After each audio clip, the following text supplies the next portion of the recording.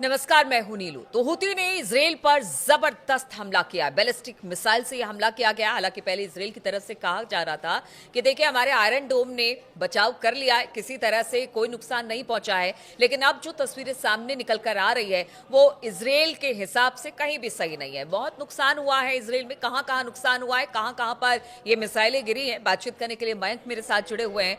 Mayank, Houthi की तरफ से बड़ा हमला, वो भी बैलिस्टिक मिसाइल से, निशाना इजराइल, कहां कहां पर, किन किन जगहों पर ये निशाना बनाकर हूती ने हमला किया है? देखिए, ये हूती की तरफ से जब अटैक हुआ, बताया जा रहा है कि हाइपरसोनिक और बैलिस्टिक मिसाइल से हमला किया गया। तो पहले तो ये कहा गया कि इजराइल की तरफ से ये दावा किया गया कि इसको जो है वो डिफेंस सिस्टम ने, एरो 3 और आयरन डोम ने इसको रोक लिया। लेकिन हूती की तरफ से ये दावा किया गया कि हमने जो मिसाइल्स फायर की थी वो निशाने पे गिरी हैं और इससे भारी नुकसान भी हुआ है। तो देखिए, अब इसकी कुछ तस्वीरें सोशल मीडिया पे सामने आनी शुरू हो गई हैं, जिसमें ये दिखाई दे रहा है कि कई जगह पे जो है वो तबाही की तस्वीरें अब सोशल मीडिया में सामने आ रही हैं। हालांकि इजराइल ने इजराइल की तरफ से इसको स्वीकार नहीं किया गया और ये भी बताया जा रहा है कि इसमें कई नागरिक और कई सैनिक भी घायल हुए हैं इजराइल के, जिन्हें अस्पतालों में भर्ती कराया गया है, जिनका इलाज चल रहा है। अब ये कितने बड़े पैमाने पर इजराइल को नुकसान हुआ है, इस तरह की खबरें आपको पता ही है कि एकदम से सामने नहीं आती हैं, इस पर टाइम लगता है। तो कुछ इंतजार और करना पड़ेगा जिसमें ये बात निकल के सामने आएगी कि इससे कितना बड़ा नुकसान इजराइल का हुआ है। देखिए, एक बात तो ये समझनी होगी कि हूती की तरफ से अचानक, देखिए पिछले कुछ समय में हमने देखा कि अमेरिका की तरफ से भी हूती पे अटैक हुए थे, इजराइल की तरफ से भी हूती पे अटैक हुए थे। कहा गया था कि उनके जो आर्म्स एंड एम्युनिशंस हैं उनको सबको तबाह कर दिया गया है।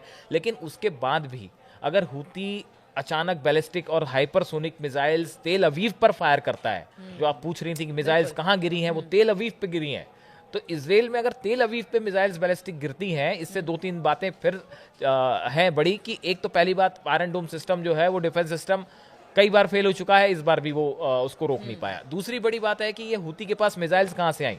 ऐसा कहा जा रहा है कि ईरान और रूस की तरफ से अब भी बड़ी मात्रा में हथियारों की सप्लाई हूती को की जा रही है और ये जो बैलिस्टिक मिसाइल्स हैं ये रूस और ईरान की तरफ से दी गई, ऐसा एक्सपर्ट्स मान रहे हैं, ऐसी सोशल मीडिया पे चर्चा है। तो देखिए, ये मिसाइल्स फायर हुई, इजराइल पे गिरी भी हैं, इसकी तस्वीरें अलग अलग जगह पे जो है इसका अखबारों में जिक्र भी हो रहा है।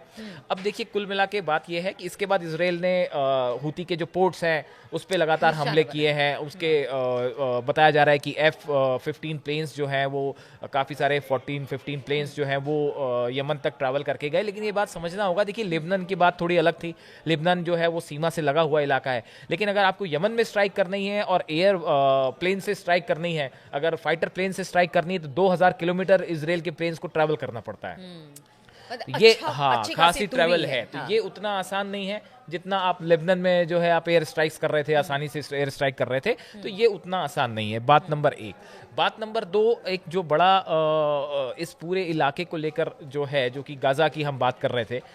देखिए, अब इस मामले में सबसे बड़ा सवाल ये है कि गाजा में भी क्या सीज फायर वाली स्थिति हमास के साथ लागू होने जा रही है। बताया जाता है कि ट्रंप ये चाहते हैं कि 20 जनवरी को वो शपथ लें, उसके पहले गजा के साथ जो है वो गजा में जो है वो हमास के साथ इजराइल का सीज फायर हो जाए। इस तरह की कोशिश अमेरिका के द्वारा हो रही है। एंटनी ब्लिंकन का इसमें एक बयान सामने आया जिसमें उन्होंने कहा कि जो है वो मतलब इस तरह की बात उनकी तरफ से सामने आई है कि हमास, ये क्या पॉसिबल है किस तरह से?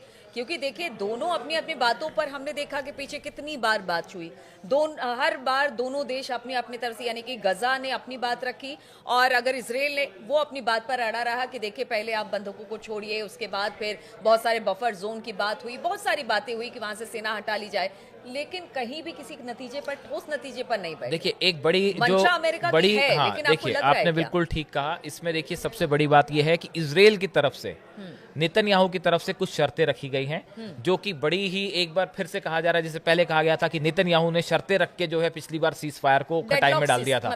तो हाँ, तो अब नेतन्याहू ये चाहते हैं कि 6 दिनों का सीज फायर हो, उसमें जितने बंधक हैं उनको रिहा किया जाए। उनके डिफेंस जो मिनिस्टर हैं कार्ड्स, वो ये कह रहे हैं कि साहब हम जो है वो हमले करना भी नहीं रोकेंगे, अगर जरूरत पड़ेगी तो हम हमले भी करेंगे। तो ये कुछ ऐसी शर्तें इजराइल रखने की कोशिश कर रहा है जो शायद हमास को मंजूरी ना हो। और इसी बीच बड़ी खबर ये निकल के आई है कि हमास ने हजारों की संख्या में फिर से लड़ाकों को शामिल करना शुरू कर दिया। तो ये अपने आप में एक बड़ी बात है। अब देखिए, अगर यहाँ सीज फायर होता है तो वो किन शर्तों पे होता है, ये अगले कुछ 3-4 दिनों में तय हो तो जाएगा। ले देके तो बात फिर वहीं आ गई कि अपने अपने शर्तों पर डटे रहेंगे, तो फिर अमेरिका किस तरह से हो कोई सकता बीच है का कि रास्ता देखिए निकाले? ये एक कोशिश भी होती है कि आपको सीज फायर करना ही नहीं है, आप चाह ही नहीं रहे सीज फायर हो, तो आप बार बार कुछ ऐसी शर्तें रख दे रहे हैं कि सीज फायर हो ही ना पाए। तो ये भी एक ट्रिक होती है, ये भी एक मतलब एक प्रकार का आप इसको साम दाम दंड भेद की नीति कह लें कि हो सकता है कि नेतन्याहू फिर ना चाहें कि यहाँ पे सीज फायर हो। तो इसकी चर्चाएं अमेरिका में भी है। अमेरिका के एक अधिकारी है, उन्होंने तो जो है अपने पद से इस्तीफा देते हुए ये कहा कि भाई जो है अमेरिका सिर्फ इसराइल को खुश करने में लगा हुआ है और इसराइल चाहता ही नहीं कि यहाँ सीज फायर हो। तो ये अपने आप में बहुत सारी चर्चाएं हैं सोशल मीडिया में कि हमास के साथ सीज फायर हो पाएगा नहीं हो पाएगा, नेतन्याहू सीज फायर करना चाहते भी हैं कि नहीं करना चाहते। और इस बीच में देखिए गाजा में हालत जो है वो आपको पता ही है। हाँ, बिल्कुल। इंटरनेशनल ह्यूमन राइट्स वॉच एक संस्था है, उसकी तरफ से कहा गया कि पीने के पानी की सप्लाई तक खैर, रोक दी वहाँ गई की है। स्थिति तो बहुत ही है, खराब मैम, स्थिति है। क्योंकि, बच्चे चाहे वो अखबार हो या सोशल मीडिया हो या इंटरनेशनल मीडिया हो, हर जगह हाँ वो परेशान है। अच्छा, इसी बीच आपने एक बात की सीरिया की। देखिए यमन से लड़ाई है, गजा में सिचुएशन आपको पता है ही। इस बीच में एक तो लेबनान को लेके भी ये बातें सुनने में आ रही हैं कि कहीं ऐसा ना हो कि लेबनान में भी जो है हिजबुल्ला के साथ एक बार फिर से सीज फायर। हिजबुल्ला लगातार अपने आप को अभी बहुत समय से कन्फ्रंटेशन की स्थिति में नहीं है, लेकिन हिजबुल्ला भी अपने आप को मजबूत करने में जुटा हुआ है। तो वहां का सीज फायर भी बड़ा कोई लंबे समय तक चलता दिखाई नहीं दे रहा, कुछ भी हो सकता है वहां पे भी। अब देखिए एक नया डेवलपमेंट जो सीरिया में हो गया है वो ये कि तुर्की जो है वो जो कुर्दिश लड़ाके हैं उनको उनके खिलाफ लगातार जो है हमले कर रहा है। और अमेरिका ने ये कहा है कि हमारे करीब 2000 सैनिक वहाँ हैं। ये बात अमेरिका ने मानी है। सीरिया में हमारे करीब 2000 सैनिक है। असली में कितने सैनिक हैं वो पता नहीं, हो सकता है संख्या बहुत ज़्यादा हो। अमेरिका जो है ये जो कुर्दिश सोल्जर जो लोग हैं इनकी मदद कर रहा है। तो एक प्रकार से तुर्की वर्सेस अमेरिका, हालांकि अभी ब्लिंकन गए थे वहां, मिल के आए एर्दोगान से। हाँ। तो एक तरफ तो जो है वो नेता आपस में मिल रहे हैं, लेकिन ग्राउंड पे सिचुएशन ये है कि तुर्की वर्सेस अमेरिका, ये सिचुएशन एक सीरिया में बनती दिखाई दे रही है। दूसरी तरफ ईरान जो है, शायद एर्दोगान ये चाहते हैं कि वो एरिया में एक अपने बड़े लीडर के रूप में खुद को सामने रखें और वो अपने आप को चाहते हैं कि मैं अमेरिका के बाद जो है वो ट्रंप या बाइडेन के बाद जो है मैं एक बड़े नेता के रूप में जाना जाऊं। इस तरह से हो सकता है उनका कोई प्लान हो इंटरनेशनल।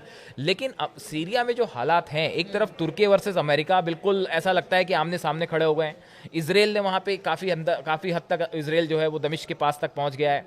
और ऐसे में अगले कुछ दिनों में ईरान का क्या रुख रहेगा और हमास के साथ क्या सीज फायर हो पाता है या नहीं हो पाता है। और इस बीच में ये बड़ी खबर कि हमास जो है उसने कई बड़ी संख्या में लड़ाकों को अपने यहाँ शामिल करना, भर्ती करना शुरू कर दिया है। तो ये कई सारी चीजें हैं जो इस पूरे एरिया को अनस्टेबल बनाए हुए हैं। आप देखिए, चाहे गजा हो, चाहे लेबनान हो, चाहे सीरिया हो, अब तो यमन भी इन्वॉल्व हो गया है। तो ये जितनी कंट्रीज हैं ये कोई भी स्टेबल नहीं है। ये सब जगह उथल पुथल मची हुई है जो इस पूरे एरिया में शांति के लिहाज से ठीक नहीं है। और इस बीच आपने देखा आज रूस में क्या हुआ, किस तरह से 9/11 जैसा हमला हुआ है। इसका परिणाम भी आगे चल के क्या होगा ये देखने की बात। तो आपने देखा किस तरह के हालात हैं। अब रूस क्या करता है यूक्रेन को लेकर, क्योंकि आज जिस तरह से रूस पर हमला हुआ, लेकिन बात हो रही थी मिडिल ईस्ट की और मध्य पूर्व की, वहां पर हालात अभी भी बेहतर नहीं है। अब तो देखिए अब हुती पर भी हमले हो रहे हैं, इजराइल हुती को भी निशाना बना रहा है।